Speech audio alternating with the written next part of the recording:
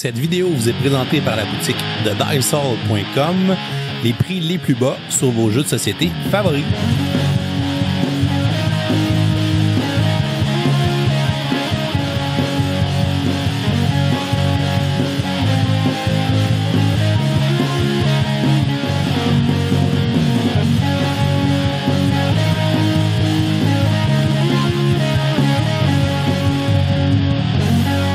Incarner une famille du monde dystopien de Pierce Brown et tenter d'amasser les meilleurs partisans afin de faire le plus de points de victoire. Et oui, il s'agit du tout nouveau jeu de Stonemaier Games, inspiré de la série de livres du même nom, Red Rising. Donc Red Rising, c'est un jeu de gestion de main et de draft de cartes dans lequel vous essayez d'effectuer les meilleurs combos afin d'amasser le plus de points de victoire et pouvoir grimper au pouvoir. Je suis Sophie de la chaîne YouTube Mixil et aujourd'hui on va voir ma vidéo règle et la critique de Red Rising et on va commencer tout ça par la mise en place. Commencez par placer le plateau de jeu au centre de la table. Ensuite, prenez le paquet de cartes bien mélangé et placez-le au centre du plateau de jeu. Placez également la réserve de jetons d'hélium à sa place en enlevant le couvercle et ensuite disposez 2 cartes sur chacun des emplacements, comme ceci. Notez comment est-ce qu'on couvre la carte du dessous en laissant seulement visible son nom et les points de victoire associés. Mettez le dé, le jeton de souveraineté et le jeton de premier joueur près du plateau, accessible à tous. Chaque joueur se choisit ensuite une maison et prend sa carte de maison, son aide de jeu, ses 10 jetons d'influence ainsi que son jeton de flotte. Chaque joueur va aller poser son jeton de flotte sur la piste de flotte sur la case 0. Tous les joueurs récoltent 5 cartes de la pioche et nous sommes prêts à débuter la partie. Si un joueur contrôle la maison Apollo, il récolte le jeton premier joueur. Autrement, le jeton premier joueur va être donné au hasard et le joueur qui le reçoit va rester premier joueur pour tout le long de la partie. Maintenant que le jeu est mis en place, nous sommes prêts à débuter la partie. Dans Red Rising, les joueurs vont s'échanger les tours en choisissant d'effectuer une des 2 actions disponibles jusqu'à temps que les 3 conditions de fin de partie soient rencontrées. Nous allons commencer tout d'abord par regarder de plus près chacune des actions. Pour faire l'action menée, le joueur va prendre une carte de ses mains à son choix et la placer sur n'importe quel des 4 lieux du plateau. En la plaçant, il va recouvrir la carte en dessous en laissant seulement visible son nom et ses points de victoire. La majorité des cartes vont avoir un effet de déploiement qui est indiqué par le symbole juste ici et qui va s'activer dès que la carte est déployée. Pour terminer son tour, le joueur va ensuite sélectionner une carte du dessus de n'importe quel autre lieu que celui où il a déployé sa carte précédemment et la prendre pour l'ajouter à ses mains. En faisant ça, il va déclencher l'action de ce lieu-là. Dans notre exemple, comme le joueur a déployé une carte sur le lieu Luna, à ce moment-là, ça veut dire qu'il pourrait prendre une carte soit de Jupiter, Mars ou encore de l'Institut. Lorsqu'un joueur prend sa carte de l'emplacement Jupiter, à ce moment-là, il va automatiquement avancer son jeton de flotte de 1 sur la piste de flotte. La piste de flotte va rapporter des points en fin de partie selon où on s'est rendu sur la piste. Si un joueur décide à la place de prendre une carte de Mars, à ce moment-là, il va récolter un jeton d'hélium de la réserve au centre du plateau. Chaque jeton hélium à la fin de la partie va rapporter 3 points de victoire. Si un joueur décide de prendre une carte de l'emplacement Luna, à ce moment-là, il va récolter en même temps le jeton de souveraineté, qui est juste ici. Dès qu'un joueur récolte le jeton de souveraineté, il va activer l'effet spécial de sa maison qui est indiqué sur sa carte maison. En plus de tout ça, le joueur qui va terminer la partie avec le jeton de souveraineté va remporter 10 points de victoire supplémentaires. Finalement, le joueur qui déciderait de prendre une carte de l'Institut pourrait ajouter un de ses jetons influence à l'Institut. À la fin de la partie, le joueur qui possède le plus de jetons influence dans l'Institut va rapporter 4 points pour chacun de ses jetons. Le deuxième joueur va en rapporter 2 et tous les joueurs suivants vont rapporter 1 point seulement par jeton. C'est à noter que durant la mise en place dans une partie à 2 joueurs, 3 jetons neutres vont être ajoutés à l'Institut. Si jamais aucune des cartes présentes sur le plateau ne vous intéresse, c'est possible également de piocher la première carte du paquet et l'ajouter à votre main. À ce moment-là, pour déterminer votre bonus, vous allez devoir lancer le dé. Le dé possède différents bonus sur chacune de ses faces.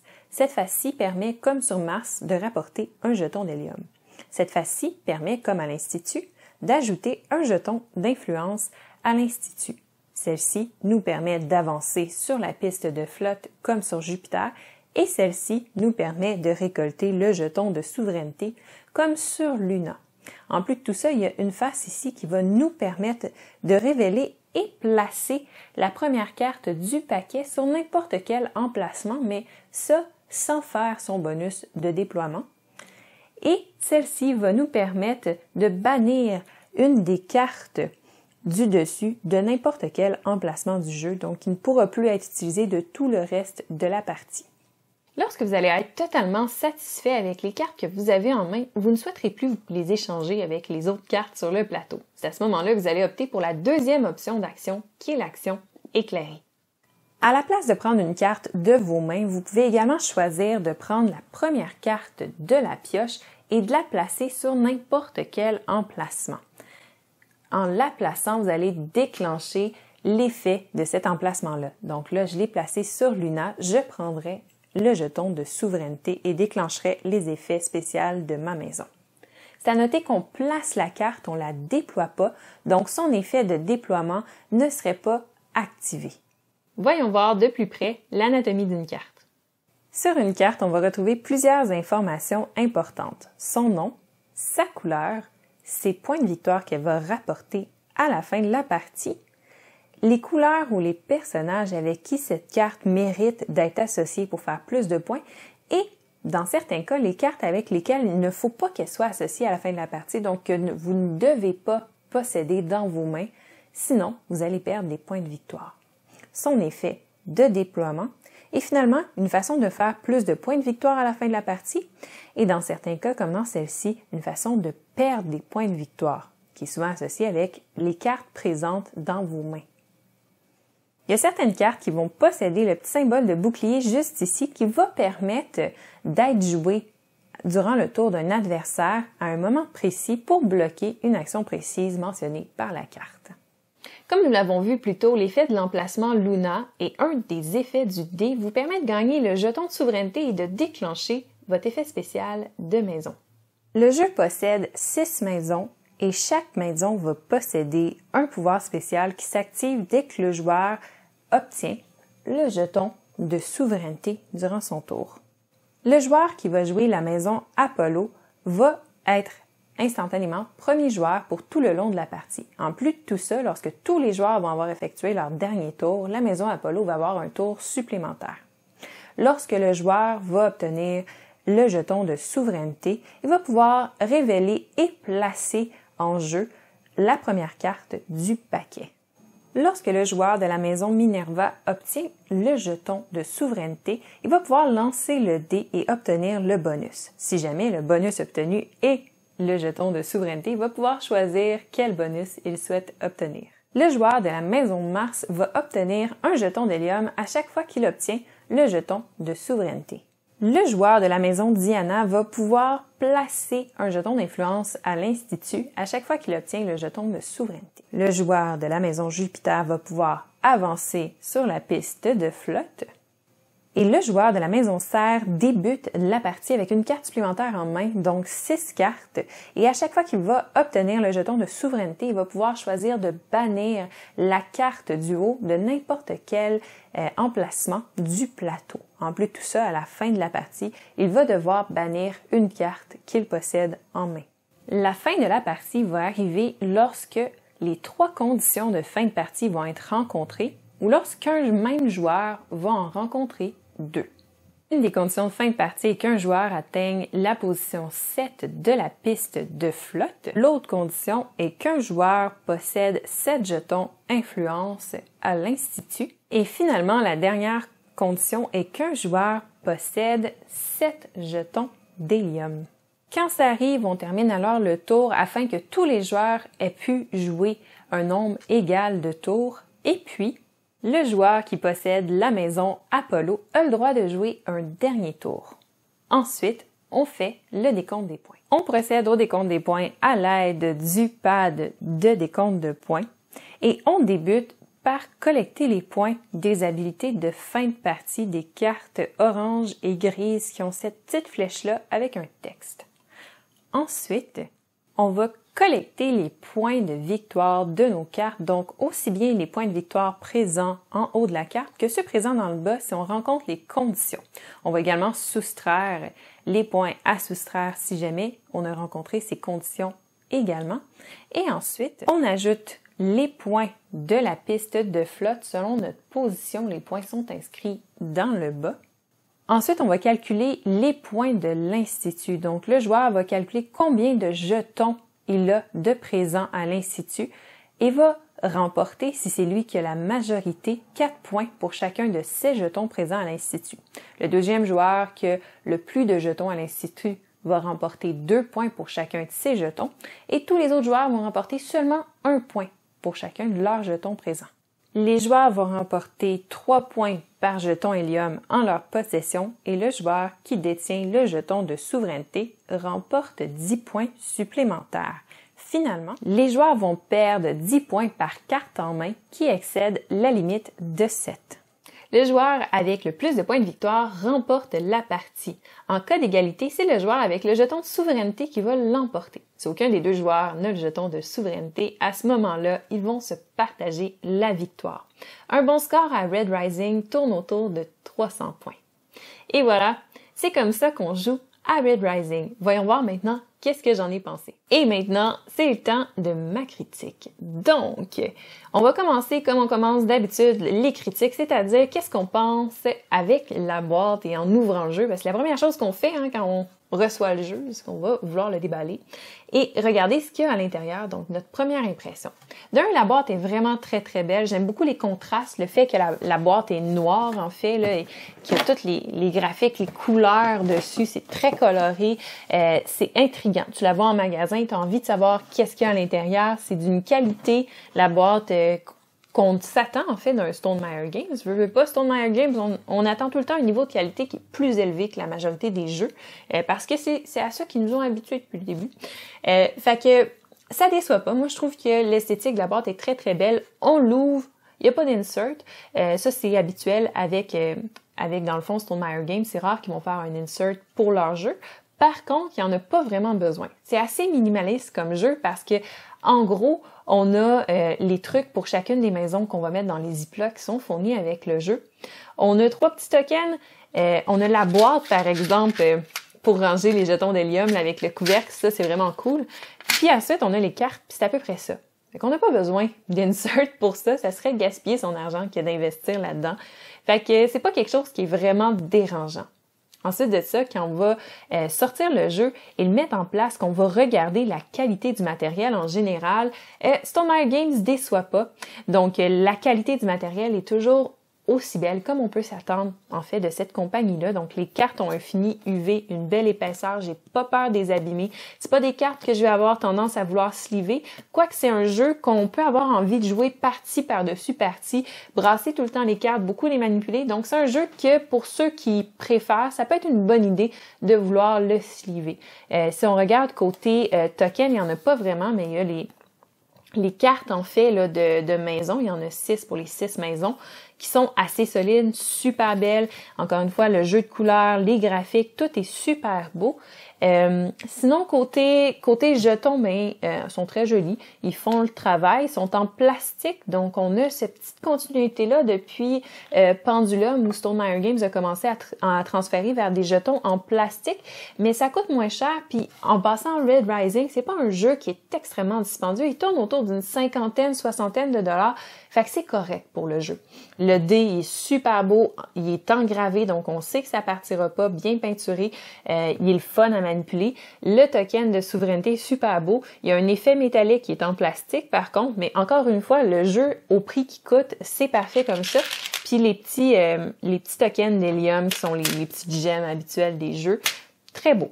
Donc, en tant que tel, le jeu, une super belle qualité pour le matériel qui est dans la boîte, qui est quand même minimaliste, mais c'est parfait comme ça parce que le jeu est vraiment fait pour donner cet effet-là un peu minimaliste, justement, parce que c'est un jeu qui est très, très simple. Quand on regarde le livre de règles, il y a 7 pages, mais 7 pages écrites super gros, super aéré, avec beaucoup d'exemples, beaucoup d'images.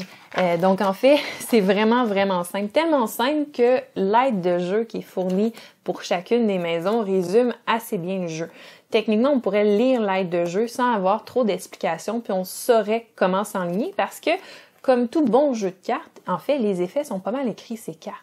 Donc, une fois qu'on sait comment se déroule la partie, c'est quoi les mécanismes autour de ça, des tours, les fins de partie, tout ça, le reste, c'est vraiment, vraiment super simple.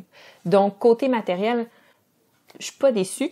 Et là, on va rentrer dans le gameplay du jeu.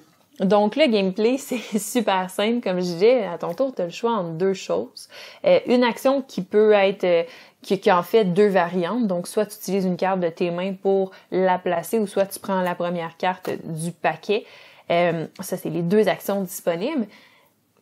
Il y a pas vraiment de complexité là. C'est super simple, c'est super fluide. Fait que, est-ce que un jeu aussi simple que ça est bon? Ça, c'est la question. Est-ce que ça va aller satisfaire tout le monde et ça s'adresse à quel type de public? Ça, c'est la question et c'est là que réside toute je dirais, la beauté de ce jeu-là, parce que il est en apparence, en surface très très simple, super simple à comprendre, n'importe qui peut le comprendre.